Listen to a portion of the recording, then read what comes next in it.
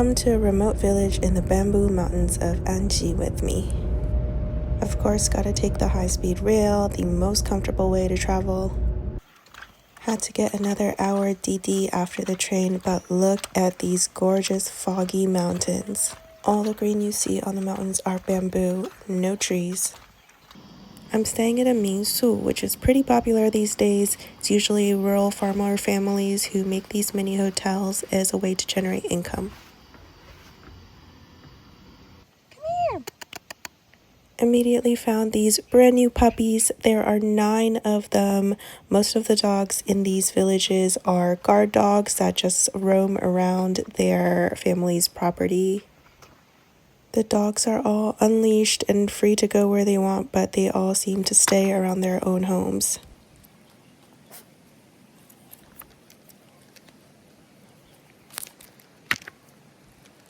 Here's the hardworking mama feeding 9 whole puppies. She pretty much left me to babysit her kids after a while. Traditionally, bamboo is carted down from these mountains by foot, and they are very large and heavy, but just this year, they have started using drones.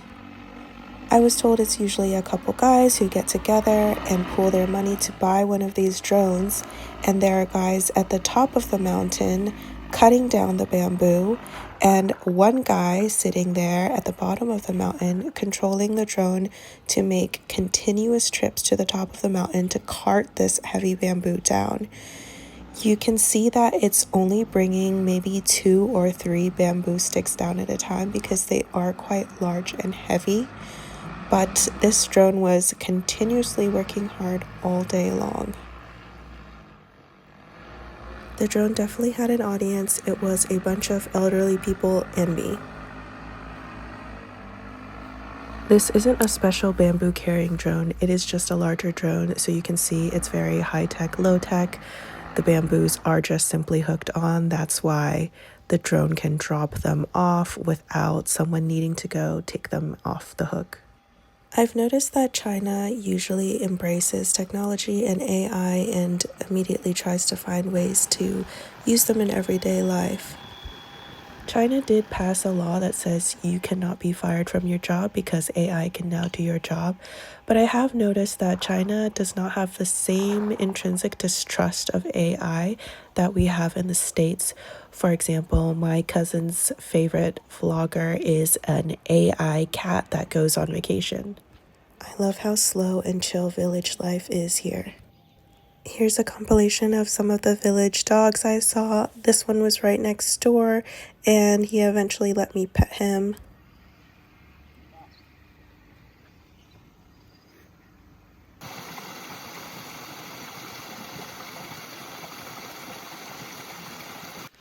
The pace of life here in the village is definitely very slow and relaxed.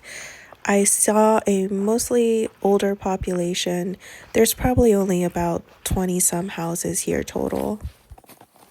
I would say compared to other countries, China definitely has a higher barrier to entry for tourists if they truly want to live more like the locals. It is insanely convenient to live in the cities in China. Everything is done online or through an app or a mini program on WeChat. I used to go up to the counter to order milk tea or coffee, but nobody else was doing that, so eventually I learned to order ahead for pickup as well. For most of the other countries that I've been to, you could still use Google Maps or Yelp or Booking.com to find places to stay and things to do, but China has its own entire app ecosystem. There are things like AMAP and DD and all these other apps that only exist for the Chinese domestic market.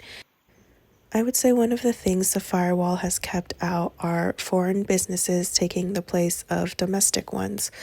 Because instead of Google Maps or Instagram or any social platforms, China has its own version of everything for its own domestic market. And because the population of China is so incredibly large, it doesn't need any foreign business in order to thrive. It can do fine just on its own. I hope you enjoyed. See you next time.